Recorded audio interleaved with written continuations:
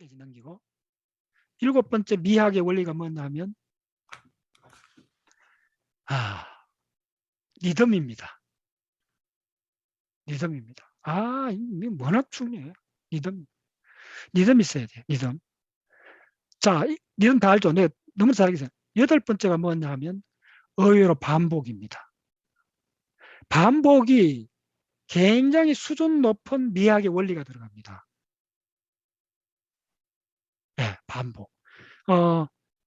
자, 리듬하고 반복을, 리듬은 다 알죠? 리듬이 얼마나 우리 호모사피엔스의 몸에 얼마나 심어졌는가 이야기할게요. 여러분들 그 요양원에, 저도 가까운 친척이 요양원에 있기 때문에 이렇게 그 이야기를 듣고 가보면, 치매가 아무리 진행이 돼도 노래 가사까지 다 읽어버려도 뭘 안 잊어버리는가 하면요. 흥얼거리는 걸 안 잊어버려요. 흥얼거린다는 말이 뭡니까?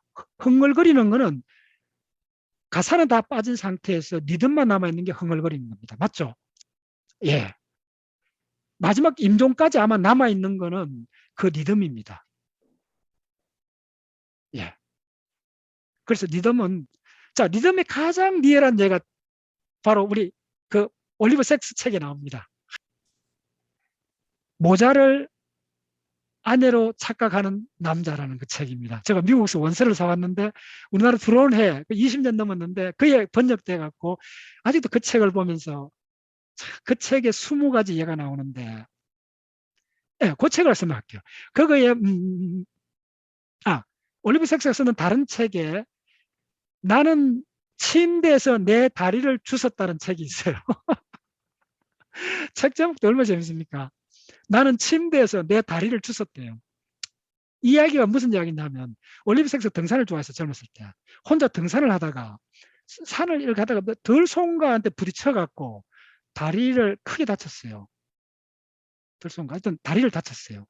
그래갖고 6개월인가 그 기부수하고 외과적 그 이제 치료를 받고 기부수하고 그 기다려야 되는데 병실에서 혼자 이렇게 있는데 기부수를 푸는 날에 대한 이야기가 나와요. 몇 달간 기부수를 하고 거의 그 좁은 공간에 갇혀 있다가 그렇게 걷고 싶었는데 기부수를 풀었어요. 풀었는데 자기 다리가 이제 다 신경이 다 고쳐졌는데 못 걷는다는 거예요. 그 전에 이제 뭐냐면 다리를 풀었는데 더듬더듬 이렇게 걸었는데 감각이 왜곡되는 이야기를 해요. 이 한쪽 감각이 계속 이렇게 잘라져 있었으니까네. 근데 이제 그러다가 걷는 게 너무 지지부진한 거야. 며칠 동안 안 걸려. 물론 조금 훈련해야 되는데 그 정도를 넘었었어. 왜 이게 왜 안 걸리는가? 신경은 갔는데 그러다가 이 사람이 나주어를 딱 들었어요. 그때 우연히 맨델스존인가 그 행진곡이 나왔어요. 리드믹한 음악이. 그랬더니 이 사람이 그 쩔뚝거리는 다리가 경쾌하게 움직인다는 거예요. 자, 이게 리듬입니다. 예. 내가 얼마 전에 이야기했죠. 강요배 화가 우리나라 아주 중견 화가인데 제주도에 있죠.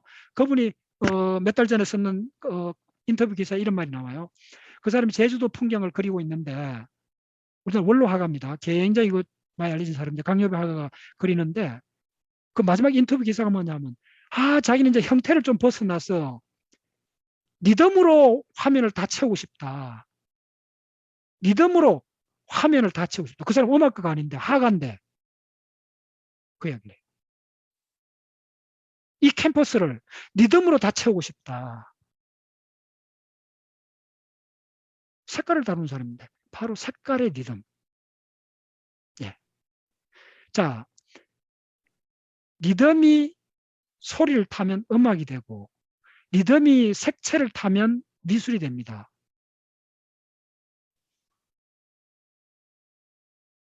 예.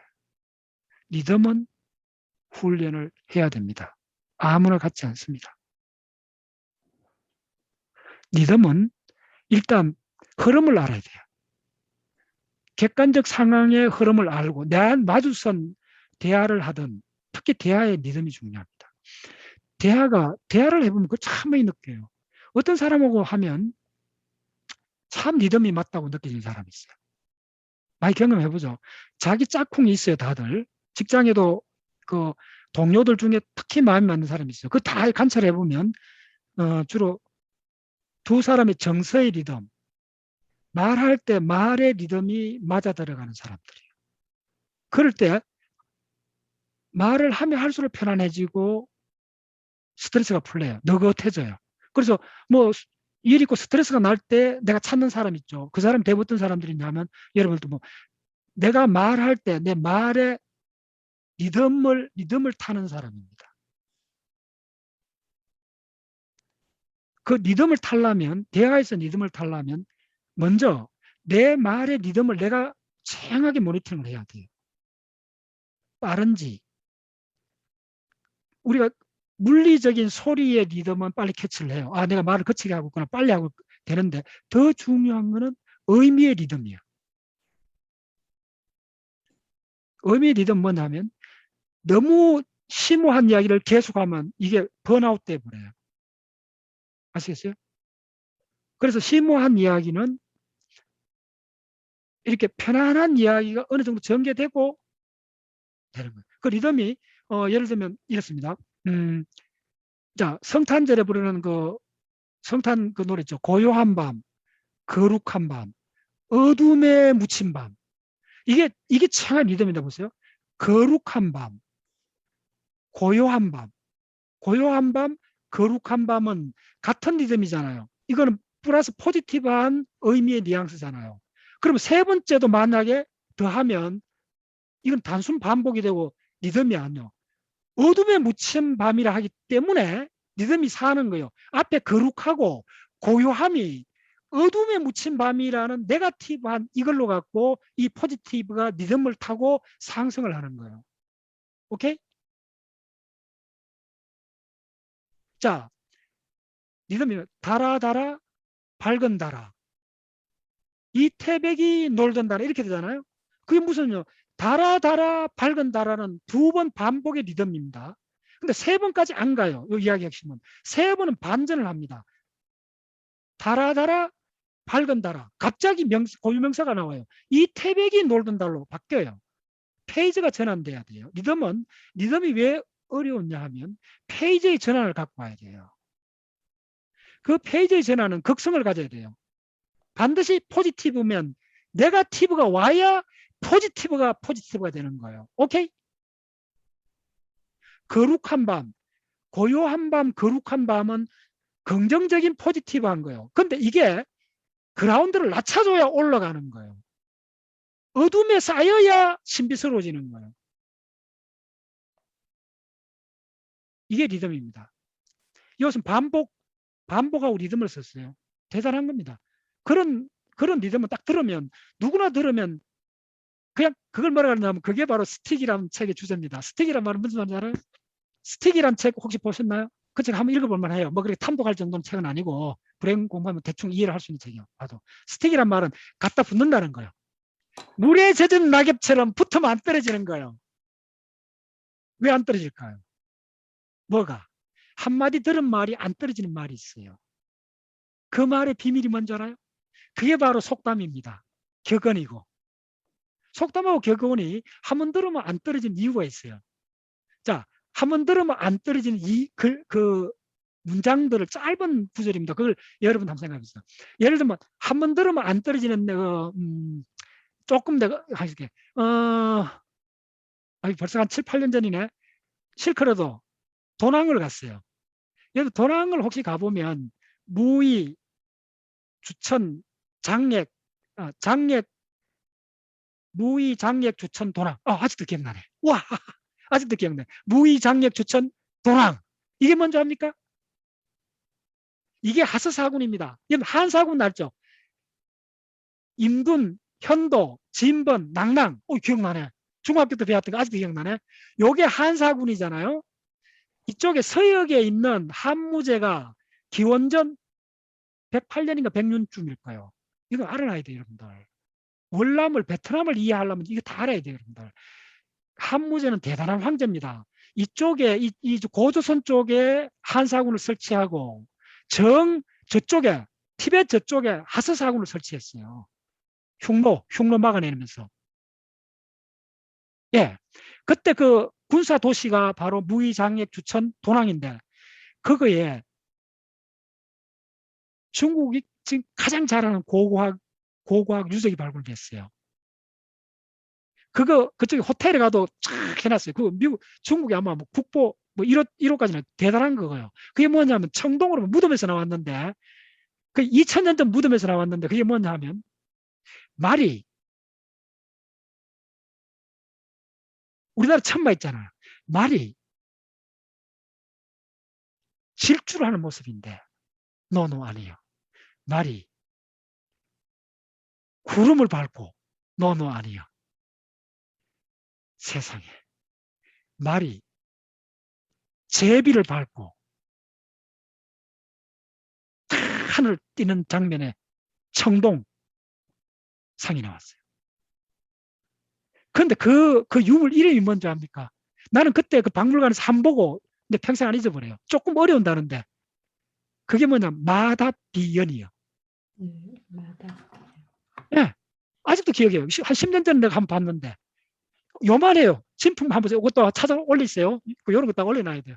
찾아 올리세요. 마다비연이, 우리나라 사람들은 천마도에 감탄하잖아요. 중국 사람들은 그 도낭 저쪽에서 발굴된 그 마다비연을 보고 진짜 흥분해요. 그게 뭐냐면 상상력의 극단입니다. 자, 새 중에 가장 빠른 새가 제비잖아요. 하늘 나는 그 제뜨기 같은 제비의 등을 밟고 하늘을 나는 말이라는 거예요. 대단하죠. 마답. 그러니까 답청이란 말 쓰잖아요. 밟았단 말이에요. 말이 밟았는데 비연. 연이 제비연이잖아요. 나는 제비의 등을 천마가 밟고 올라가는 모습이에요. 평생문이죠. 예. 요런, 자, 이제 보세요.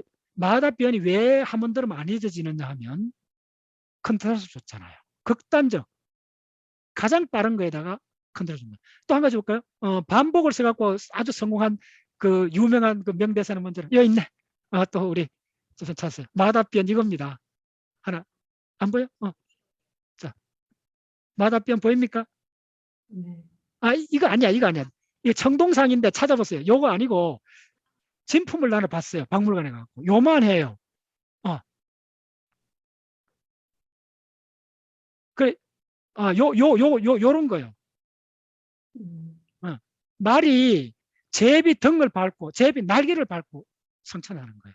자, 그 다음에 여러분들 반복과 정강법을 쓰는 말이 있습니다. 유명한 왔노라 보았노라 이겼노라. 기억나죠 여러분들? 예, 누구야? 캐사라가 쓰는 말이잖아요. 그게 어디서 나온 말이죠? 알아요? 왔노라 보았노라 이겼노라. 그거 누구 잘못 이야기해갖고 크게 망신당했다 그러잖아요. 왔노라 보았노라 이겼노라는 그 페사르가 파르티아하고 싸워갖고 승리하고 원로원에 보낸 편지에서 나온 말입니다. 그 파르티아를 알아야 돼요. 내가 빨리 세계사 강의를 한번 해야 되는데. 파르티아를 알아야 돼요. 예. 그 파르티아라는 그 나라가 그 사산조 페르시아 그쪽인데 이란입니다. 이란은 거대 제국입니다. 거기서 왔노라 보았노라 이겼노라. 로마가 가장 오랫동안 사갖고 골치 아팠던 나라가 파르티아라는 그 페르시아 제국입니다. 그 파르티아에서 처음으로 뭘 했나 하면 그 말 등자를 타고 허리를 돌려가 활을 쏘는 그 기법이 인류 최초로 거기서 나옵니다. 자, 오케이. 뭐 무슨 지금 예를 들어 미학에서 어떤 게 우리가 이게 스택이란 말이 주제인데 지금 한번 들으면 안 잊는 말이 있어요. 여러분들 그러니까 빨리 그 언어 생활이나 이런 걸 좀 더 한 단계 업그레이드 싶으면 그런 말을 모으세요. 제가 신문을 거의 뭐 중학교 3학년 때 어른 신문을 봤다 그랬잖아요. 제가 처음 바뀐 게 제가 시골 후포 중고등학교를 나왔는데 초등학교도 후포에서 나왔는데 살아오면서 제가 처음에 뭔가 눈을 뜨게 된 게 중학교 때 1년 동안 그 시골에도 중앙일보가 왔어요. 어른 보는 신문을. 근데 중학생이 신문을 봤어요, 내가. 네. 그게 이게 확 열려요. 여러분들 뭐 확 열리는 그런 경험을 하셔야 돼요. 폭주하는 정보를 한번 만나봐야 돼요. 예. 그래서 결론 그래서 그런 내가 지금 전체 이야기는 어딨냐면 우리 호모사피엔스가 언어를 단순하게 생각하면 안 된다는 거예요. 언어가 인지작용 중에 하나는 맞지만은 단순한 하나가 아니고 다른 네다섯 개의 중요한 인지작용 전체를 한 단계 다 함께 엇그리게 시켜준 정신작용이 언어입니다. 그래서 반드시 평생 갈고 닦아야 되는 건 언어입니다, 여러분들. 구체적으로 단어입니다.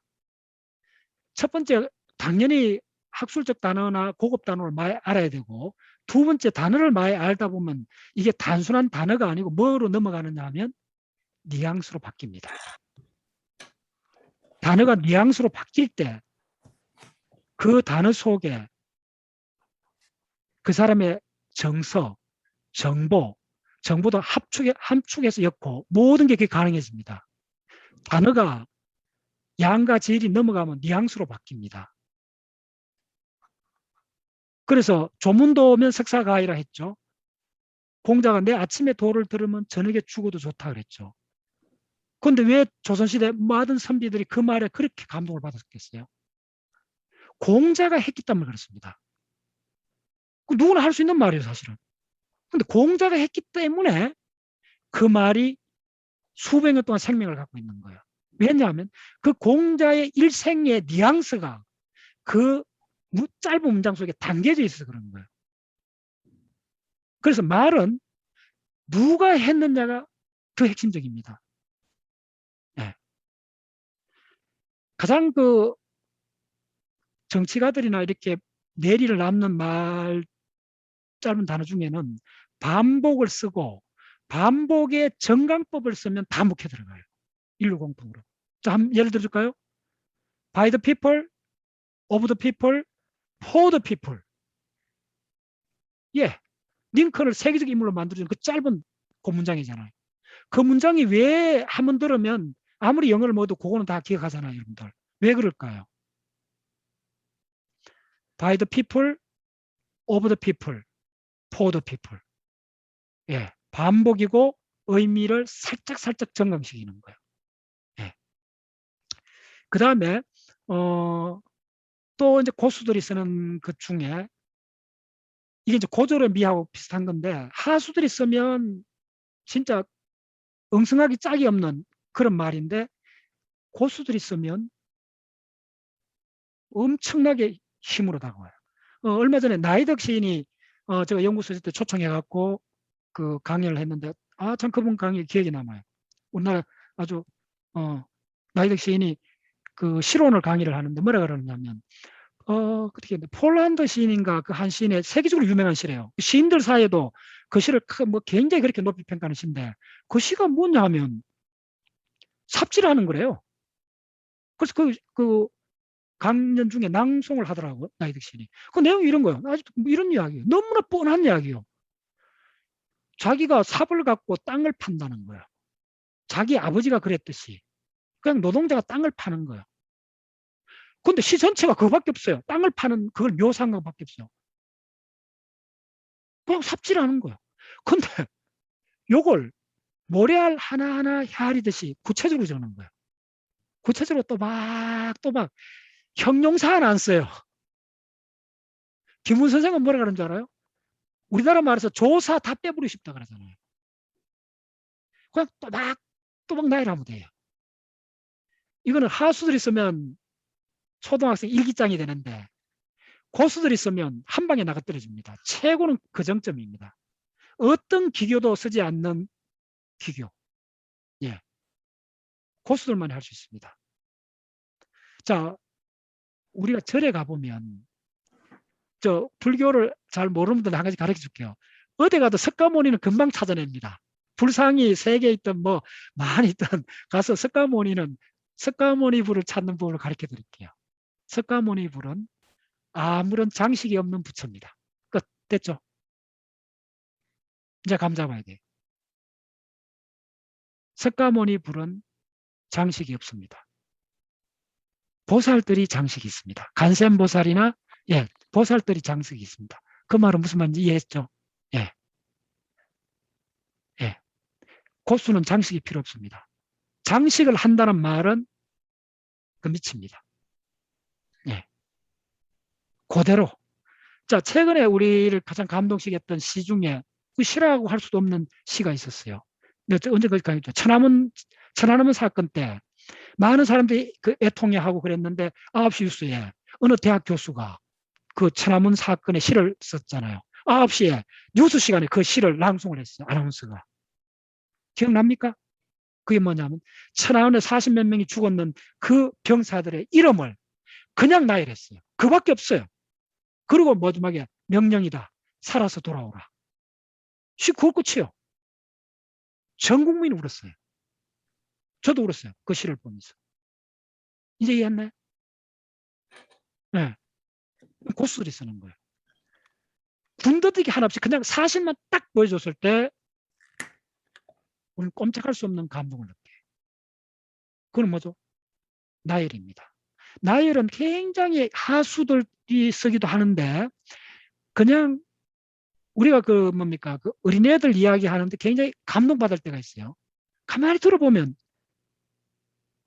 나도 이렇게 가까운 사람들하고 이렇게 대화를 하다가 어떤 감동을 받냐면 저 사람이 굉장히 단순한 이야기를 해. 그냥 본 걸 뉴스 시간에 들은 걸 그대로 이야기해.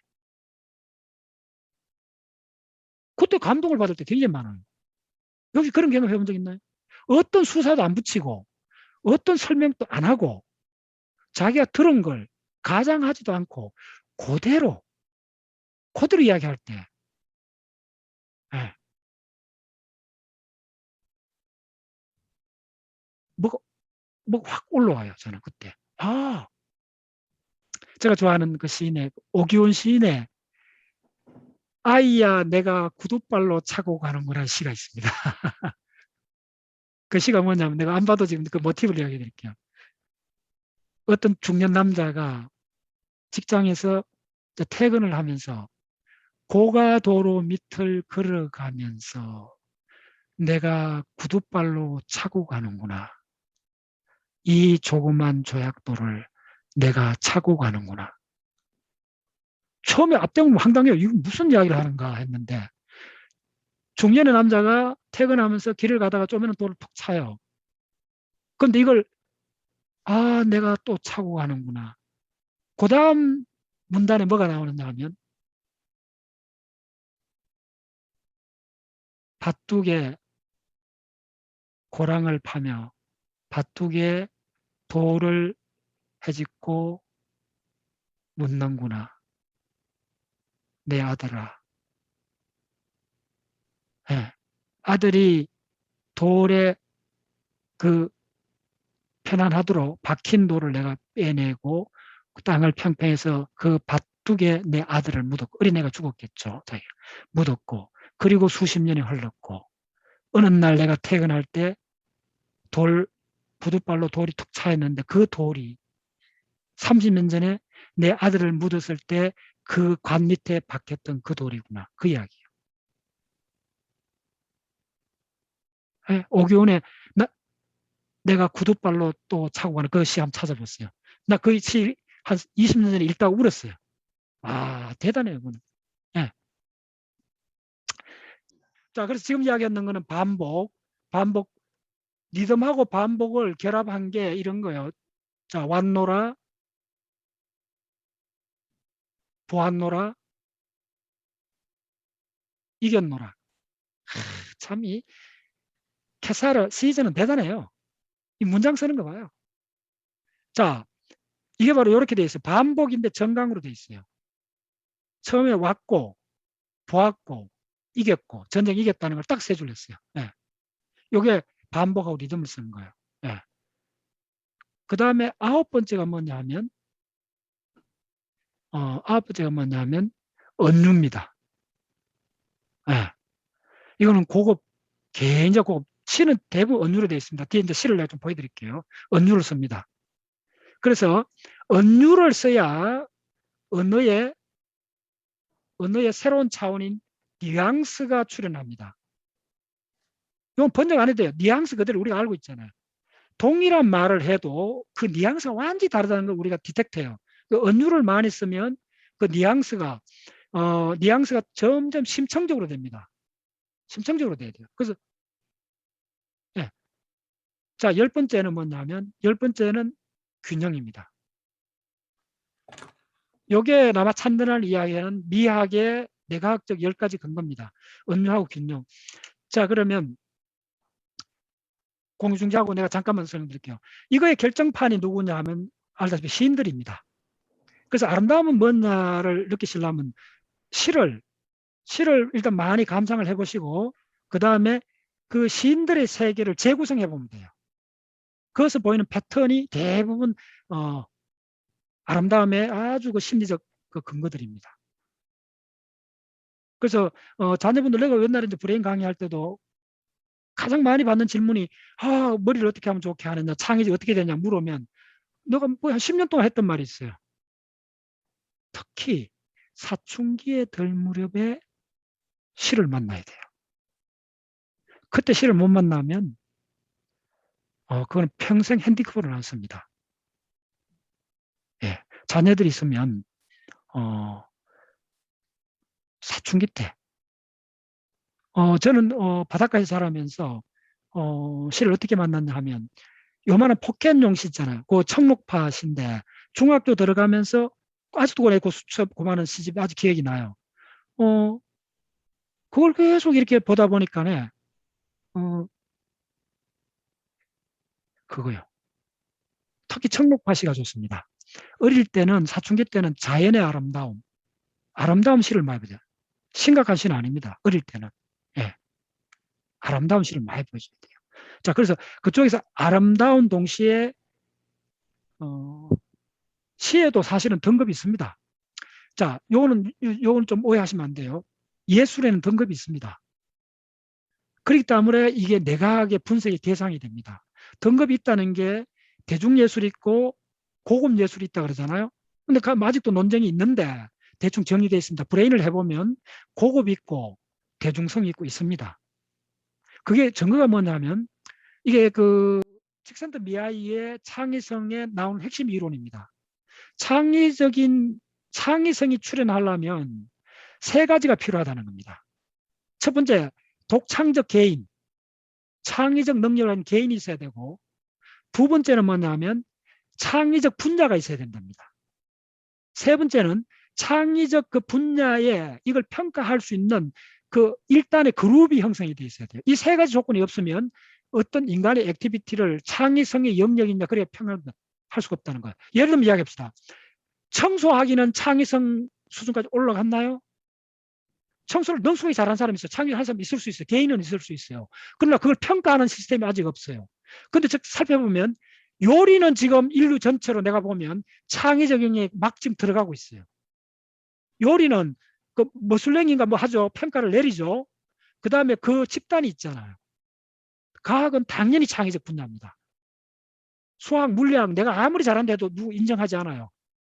그 분야에 분야가 있고 학회가 있고 논문이 있잖아요. 그게 먼저 있어야 된다는 거예요. 이게 지금 창의성 이론의 최근 가장 중요한 이야기입니다. 창의성이라는 것은 한 개인의 속성에 관한 것도 있지만 그거는 세 가지 속성으로 되어 있다는 거예요. 개인, 그 다음에 영역.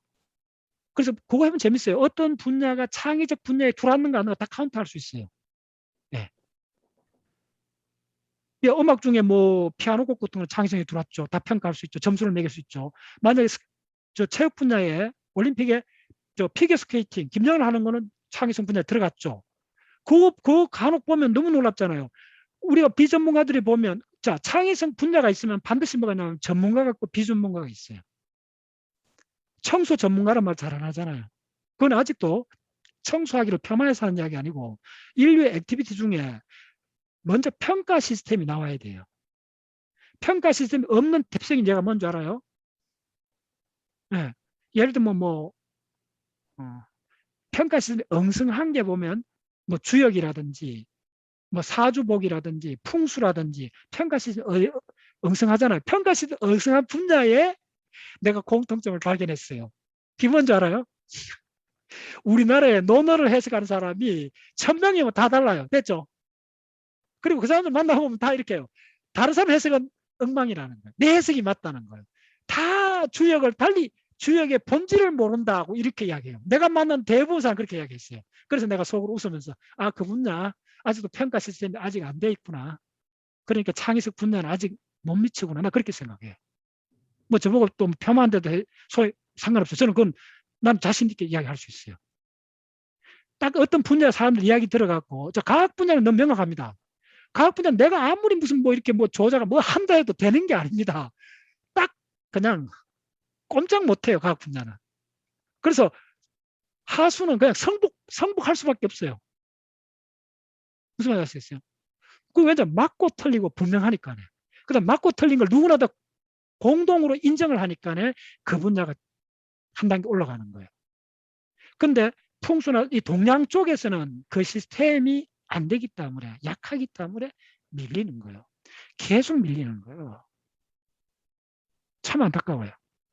내가 뭐 논어 해석하는 사람들 참 많이 봤어요. 그 사람들 공통 특징은 뭐냐 하면 자기 했는 거 이외에는 공자의 진 면목을 못 봤다. 주역을 해석하는 그 많은 사람들이 각자의 해석을 하더라. 평가 시스템이 없는 거예요. 그래서 창의성 영역 반드시 그 영역이 있어야 되고 그 다음에 그 분야의 평가 시스템이 있어야 되고 그 다음에 그 창의적 개인이 있어야 돼요. 요 세 가지가 갖춰졌을 때 그걸 창의적 활동이라고 그래요. 됐죠? 네. 그 언유가 어떤 식으로 벌어지고 하는 거는 가장 구체적인 게 언어예술. 언어예술의 정점은 시입니다. 과학의 정점은 수학이라고 보면 되고 인간의 다른 기타 제가 보는 이 예술 영역에서는 결국 언어를 쓰는 게 어쨌든 최고의 정점에 가까워요. 네. 그래서 언어의 정점에 간 시, 그 중에 제가 좋아하는 시인들 그 시를 잠깐 조금 보면서 아름다움, 어떤 때 아름다움을 느끼는 걸 한번 해봅시다. 이거는 나마찬드라는 이론이고 저의 이론은 아름다움의 이론은 뭐냐면 나마찬드라하고 조금 다릅니다. 나마찬드라는 이론을 한 70% 수용을 하고 제가 만든 그 아름다움의 이론은 뭐냐면 아름다움도 결국은 브레인의 에너지에 관한 문제입니다. 그래서 아름다움은 뭐냐면 이런 겁니다. 결국은 우리가 이 사람 사이에 이제 아름다움을 이렇게 볼 때 이게 뭐냐면 정보의 교환이거든요. 주로 의미 정보입니다. 의미 정보, 그 다음에 정서 정보인데 요게 매칭이 잘 될 때 우리가 아름답다고 느끼는 거예요. 이때는 뭐냐면 인간적으로 아름다움은 우리가 친구를 통하거나 아름다운 사람을 볼 때 느끼는 건 뭐냐면 뇌의 전달 에너지가 최소가 되는 상황입니다. 그러면 정보를 일단 이쪽에 컨트라스트하고 이런 많은 걸 요걸로 묶을 수 있어요. 두 사람이 대화할 때 정보를 함축적으로 많이 전달하라는 거예요. 근데 이게 많이 전달하는데 특히 뭐냐면 각인이 되게 하라는 거예요. 이게 바로 스틱이죠. 한마디 하면 평생 안 떨어지게 하라는 거예요. 그러면 머릿속에 각인되는 말에는 특징이 있다는 거예요. 그게 뭐냐면 정보공학에서 정보량, 인포메이션은 뭐에 비례하느냐 하면 로그 1 오브 P에 비례해요. 내가 자주 하는 이야기입니다. 이때 이 P가 뭐냐면 P가 확률입니다. probability입니다. 이게 정보공학하면 항상 나와요. 예. 그러면 요 공식 꼭 기억해 놓으세요. 요 공식 하나만 얘기 드릴게요. 요 공식. 굉장히 함축적인 이야기, 사람들이 한 번 들으면 평생 안 잊을 이야기들은 정보량이 많은 거예요. 정보량이 많은 이야기를 해야 되는데 대부분 사람들은 뻔한 이야기를 하는 거예요. 뻔한 이야기는 정보량은 뭐에 비례하는 게 아니고 뭐에 반비례해요. 뭐에 반비례하느냐면 잘 들으세요. 확률에 반비례해요. 요건 꼭 기억하세요. 그러면 어떤 대화를 할 때 확률이 낮은 이야기를 하라는 거예요. 확률이 낮다는 걸 예를 들어 줄게요. 예. 개가 사람을 물었다면 뉴스에 안 나요. 근데 사람이 개를 물었다면 뉴스에 날 수 있어요. 됐죠? 자, 개가 사람을 물 확률은 높아요. 여러분도 평생 살다 개한테 함수 물려보잖아요. 그건 뻔한 일이요. 신문에 안 나요. 놀랍지 않죠. 그래서 확률이 낮다는 말은 일어나기 어렵다는 말이에요. 일어나기 어려운 일을 보거나 들으면 우리는 어떤 반응이 하면 놀란 반응을 일으켜요. 각인 이꼴 놀람 적으면 돼요. 화들짝 놀라는 이야기를 해야 돼요. 아시겠어요? 자,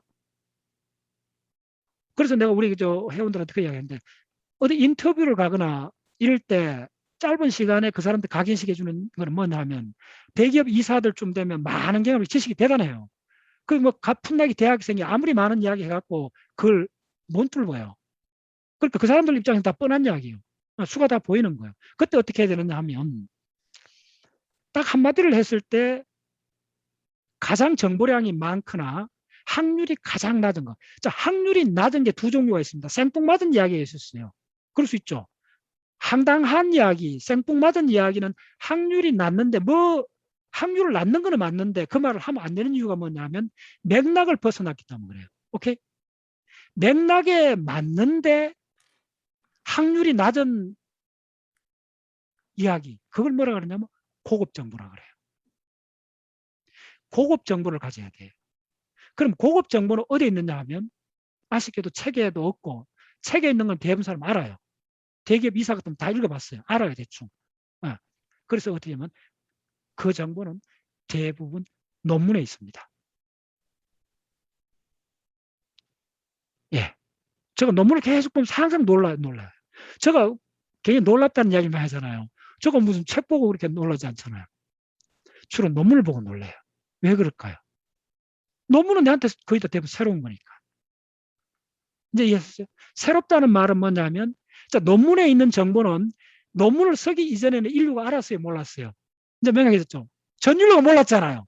일어날 확률이 제로에 가까운 거예요. 그러니까 저는 논문을 보는 사람은 매일 놀라워해야만이 그 사람 제대로 논문을 보는 거예요.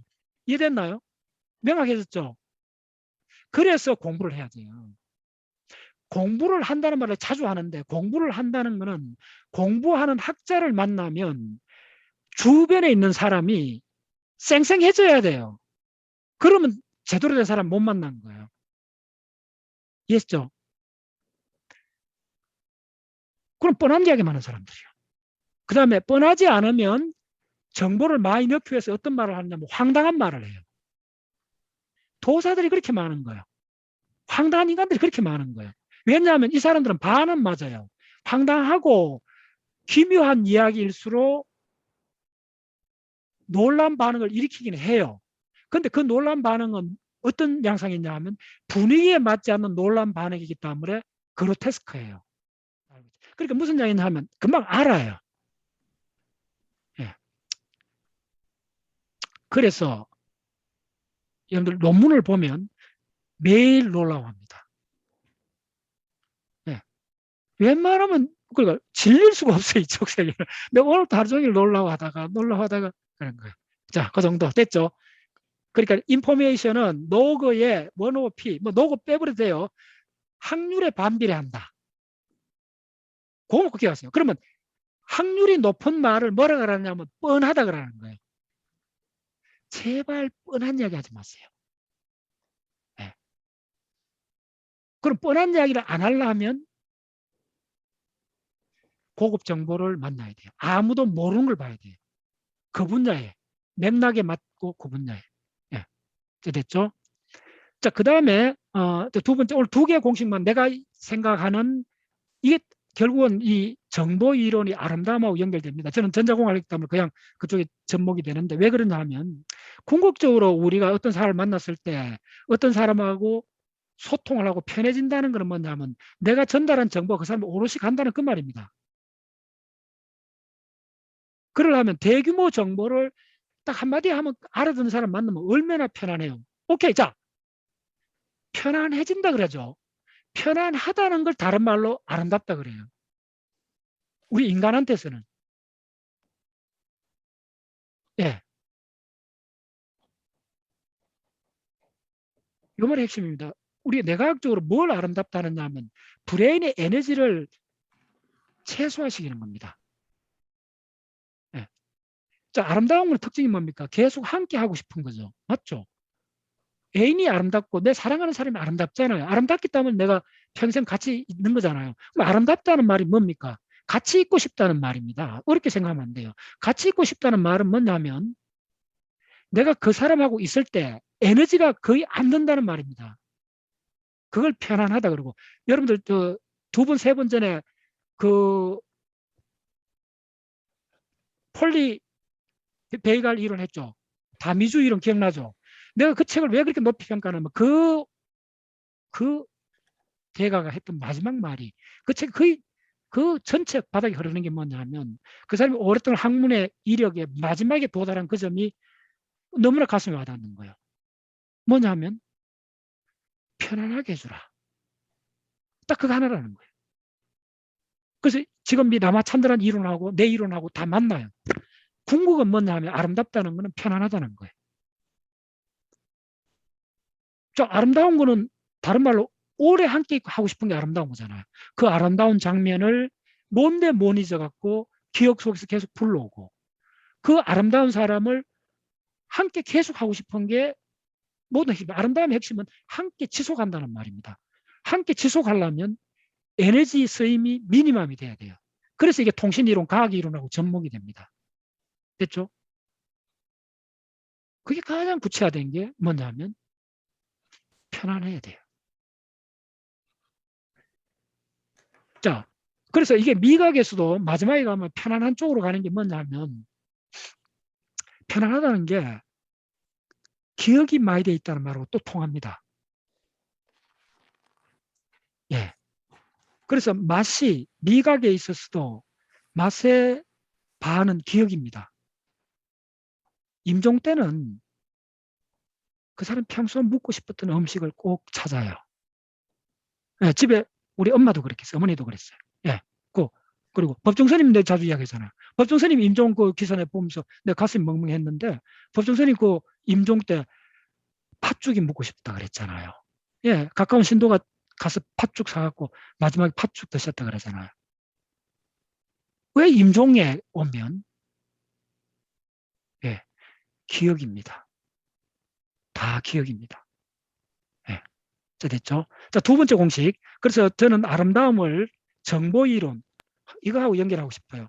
두 번째는 뭐냐면 대규모 정보를 전달하면 된다는 거예요. 그래서 이게 뭐냐면 이게 통신이론인데 이게 1 플러스 뭐 S, N, S입니다. 통신이 어느 상수가 있고 이게 곱해지는데 이게 통신 용량입니다. 용량인데 용량이 많으면 좋죠. 그러니까 내가 정보를 전달하는데 와이퍼가 요만하냐 이만하냐 이 말입니다. 이 폭이 W입니다. 이 폭이 크면 좋죠. 그러면 보통 사람이 어떻게 하느냐 하면 이 폭은 요게 뭐냐면 소스입니다. 요 소스고 요게 노이즈입니다. 노이즈. 요거는 꼭 기억해놨어요. 뭐 이거 어렵게 생각하지 말고 이 W, 이 내가 정보를 많이 전달하려면 노이즈하고 소스인데 어떻게 하면 되느냐 하면 W가 커지는 게 S, 소스, 요게 시그널입니다. 소스, 시그널입니다. 기억해 놓으세요. 시그널. 요게 노이즈, 잡음이라 그러죠. 잡음 대 신호. 통신이론은 이걸 다루는 이론입니다. 잡음 대 신호의 B를 높여주는 겁니다. 그러면 W를 높이려면 어떻게 하면 S를 높이면 W 높아지죠. 그러면 이게 뭐냐면 신호입니다. 그래서 지금 대부분 사람들이 이 방식을 씁니다. 이게 뭐냐면 목소리를 높여라. 요겁니다. 이 목소리가 뭡니까? 정보죠. 신호죠. 이게 신호죠. 신호의 강도를 높이는 거예요. 네. 대부분 사람들이 요걸 높이는 걸 본 거예요. 그런데 이거는 문제가 생깁니다. 누구 한 사람이 목소리가 높으면 소리 지르는 거예요. 항상 이 사람 나오면 분주해. 시끄러워.